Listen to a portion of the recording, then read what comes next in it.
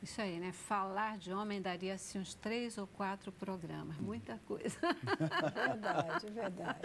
Para a gente falar aqui a respeito dos homens, mas bacana, bacana. Eu acho que estou gostando muito de poder conversar com vocês. E aí, meus especialistas, como é que é? Qual é esse perfil desse homem cristão? Vou começar com você, que tem uma fórmula especial. Olha, a gente tem várias biografias na Bíblia. Eu amo biografia. E a Bíblia é um livro de biografias. E a gente tem homens que servem como exemplo e homens que servem como anti-exemplo. Nós temos homens maravilhosos como Davi, que deixou um legado espetacular em vários setores da vida, liderança, pastoreio da nação, mas que também teve pontos fracos. Nós temos péssimos reis que destruíram a nação com uma liderança ruim, que serve como ilustração para a vida de uma família. E normalmente o bom e ruim eram associados ao temor a Deus. Então, o modelo bíblico do Antigo Testamento, do Novo Testamento, todos os homens da Bíblia apontam para Jesus Cristo. Jesus Cristo é uma pessoa tão singular que ele serve de modelo tanto para mulher quanto para homem. Você pode olhar para ele e encontrar nele o modelo certo para ser uma mulher de Deus e também um homem de Deus. E isso é fruto de ser ele quem é, Deus. E Deus, quando fez homem e mulher, os fez distintamente. Então, o homem de hoje, eu acho que precisa, na verdade, entender qual é o espírito da Bíblia. O que ele veio fazer. Deus, ele trouxe ao mundo o próprio filho dele. Então, nesse princípio, você já percebe que o homem que eu acho que a gente precisa ter hoje em maior quantidade é um homem voltado para fora, em cuidar bem da sua esposa, em promovê-la. Uma coisa muito importante, Celeste, dizer o seguinte: o homem tem que entender que a sua esposa é a sua melhor amiga e ela que é o seu melhor amigo. Verdade. E que quando a gente tem um amigo, tudo que a gente menos quer é decepcionar, tudo que a gente menos quer é entristecer, tudo que a gente menos quer é decepcionar, entristecer, ferir, etc. Então, o que falta é um senso de amizade e ter Jesus Cristo como maior referência de gentileza, amabilidade, virilidade. Ele teve que enfrentar duros desafios, debates, enfrentou gente violenta e nunca deixou de ser o varão ideal, mas também era doce com as mulheres, compreensivo, carinhoso com criança. Ele era admirado por todo tipo de gente. Então, um modelo livre de erro. Ele até chorou, né? Exatamente. Não teve vergonha de chorar, né? Chorou em público, até ficou público. Jesus chorou. E o que é incrível quando ele estava diante de Lázaro é que ele chorou não pelo fato da morte, porque ele resolveria aquilo em alguns minutos, mas ele se compadeceu do estado emocional daquelas mulheres e por ver o resultado da morte, que é fruto do pecado, né? A destruição que aquilo causa na vida da família. E mesmo ciente de que aquilo seria resolvido, que o problema seria resolvido, ele se entregou, chorou. E no Getsemane... E não teve vergonha de chorar, de mostrar sentimento. Olha, não deixou de ser menos homem por conta disso. Que coisa incrível. Só para terminar aqui. No Getsemane, ele abriu o coração para os seus alunos, que eram meninos, provavelmente adolescentes, e disseram o seguinte: orem por mim, orem comigo. Ele não teve vergonha de se mostrar vulnerável. Ele não teve aquela obrigação de dizer eu tenho que manter a pose de líder o tempo inteiro. Ele estava, a Bíblia diz, triste até a morte. Ele não escondeu isso dos alunos e não ficou com medo de compartilhar isso com eles.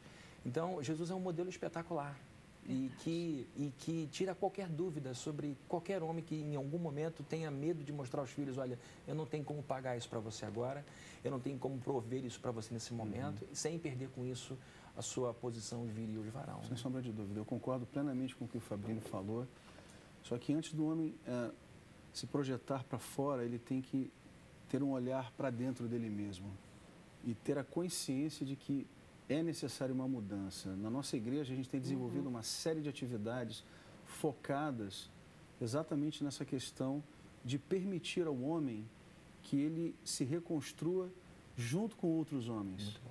Né, compartilhando dificuldades. A gente tem células de homens e eu digo que para o homem é fundamental ele estar num grupo pequeno, expondo as suas dificuldades. Eu participei durante muito tempo de uma célula mista e de uma célula de homens. E na célula de homens a gente via homens chorando, homens confessando pecados, e isso vai contagiando. Então, na medida que o homem compreende que ele precisa de um remédio, que precisa ser tratado, nada melhor do que você juntar esses homens, né, e dar oportunidade para que eles exponham as suas dificuldades e as suas feridas. Né? Existem estatísticas tremendas que falam, inclusive do homem cristão. desse próprio autor, Pat Morley, dentro da igreja, a cada 10 homens, 9 terão filhos que abandonarão as igrejas. 8 terão dificuldades de harmonizar vida profissional e familiar. 5 estarão escravos da pornografia. 4 vão se divorciar. Ou seja, o quadro é muito grave. E os pastores e as igrejas precisam ter um programa específico para esse quadro, para esse homem.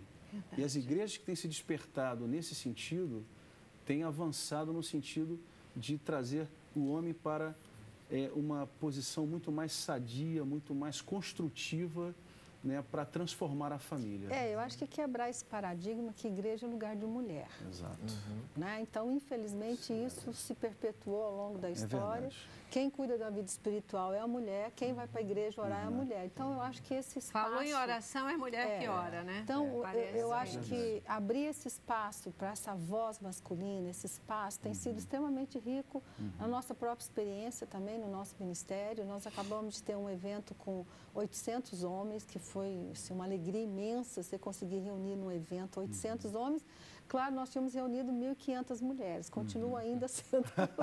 Mas eu acho que 800 homens já é assim um sucesso. Não, porque homem normalmente não gosta ou não vai ou não tem ainda essa sensibilidade de se reunir para fazer uma DR em grupo. Exatamente.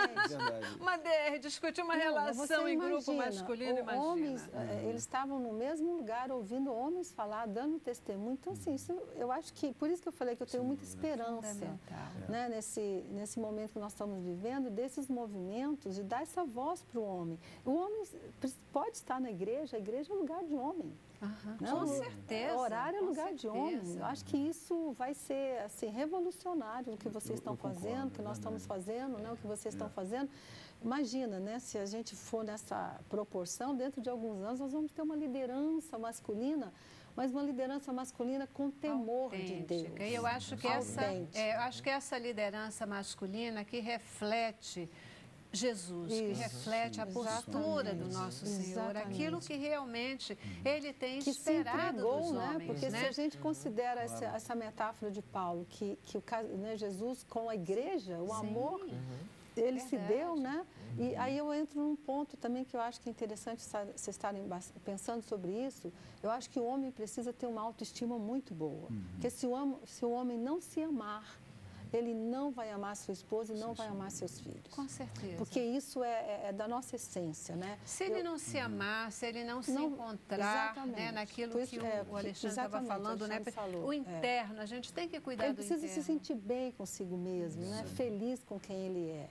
Porque eu acho que muitas distorções emocionais hoje que eu acompanho são homens que realmente assim, ninguém nunca deu nenhuma atenção, ninguém nunca ouviu. Eu tenho clientes homens que eu falo assim, o que você ainda está fazendo aqui na terapia?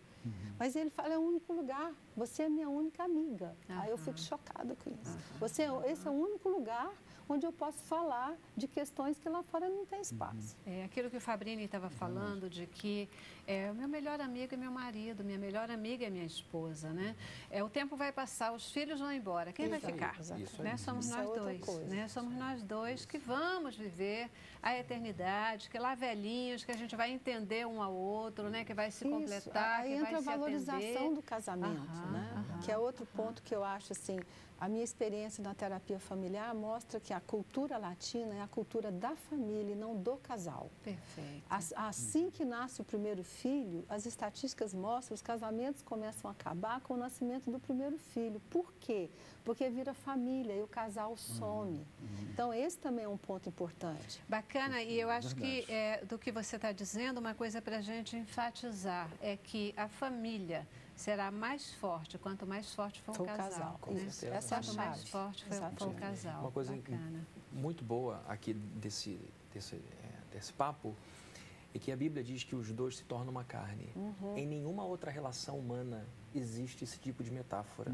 Por mais que a gente ame os nossos filhos, eles não se tornam uma só carne conosco. Não. Por mais que a gente ame os amigos, eles não se tornam uma só carne. Nunca. Então é muito importante isso que foi dito aqui, porque quando o homem entende que a sua parceira definitiva é a sua esposa, e vai conduzindo a vida, a criação dos filhos, para que isso seja preservado, ele atende o papel fundamental dele de condutor, de pastor da sua esposa. Porque hoje o que a gente percebe é que, em virtude da frustração de muitos casamentos, a energia emocional vai toda para os filhos. Exatamente. E mães que sufocam seus filhos. Eu tenho casos na igreja de mães casadas com filhos. E que quando vem um filho encaminhando para um casamento, ela vê a futura esposa como a adúltera da relação. E ela não se divorcia do filho. Como rival, né? É uma rival. E isso é um problema, porque também o casamento é muito frustrante. Então, as realizações dela são as realizações do filho. E ela se torna uma mãe sufocante. E o filho tem que dar à mãe amor de mãe só. Não amor de esposa, nenhuma coisa desse tipo. Exatamente. Então, o papel da família, no saber o que é casal, o que é família, é uma coisa muito importante. E dizer o seguinte para os filhos: isso aqui é um ninho que em breve eu vou desfazer para o seu bem. Vocês têm que ter asa própria. Se estiver atrofiando, provavelmente a culpa é minha. Não é expulsá-los de casa, mas dizer o seguinte: esse quarto seu hoje vai ser do seu filho, do seu neto. Porque se deixar também, eles estacionam, param e vão se tornar um peso grande para os pais no futuro. Isso está acontecendo muito, né? Está acontecendo. Os filhos que permanecem em casa, que eles não constroem as suas próprias famílias, têm essa comodidade. Olha só, a gente já vai para o nosso último intervalo, vou voltar já já. E eu queria, assim, que vocês deixassem uma mensagem para os homens e para as mulheres, né? Nesse último bloco. De uma questão, porque o mundo não vai mudar, a tendência desse mundo com menos tempo, com maior agitação, com todo mundo trabalhando, a mulher agora também está trabalhando fora, os filhos estão ficando muito mais sós, né? Essa questão, o emprego se torna mais difícil, então essa realidade não vai mudar. Como? O que fazer é que a mensagem de vocês, né? Vocês já falaram muitas coisas bacanas aqui, mas para esse homem masculino, não machista, que a gente não quer, né? Mas para que a gente possa encontrar um caminho bacana, um caminho em que se possa reencontrar essa vida plena, a vida que Deus tem preparado para cada um de nós, né? E que o homem possa conseguir deixar para lá essa máscara, essa carapaça, né, do super-herói, e ele possa ser humano, como ele realmente é. E muitas vezes ele quer ser mais do que isso, né? Ou ele quer, ou ele é empurrado, ele é forçado a ser um pouco mais do que isso, tá? Para a gente encerrar o programa por aí. Vou para o nosso último intervalo, volto já já, e eu quero ver aí o seu livro, afinal de contas você não falou dele até agora. Vamos lá, vamos lá.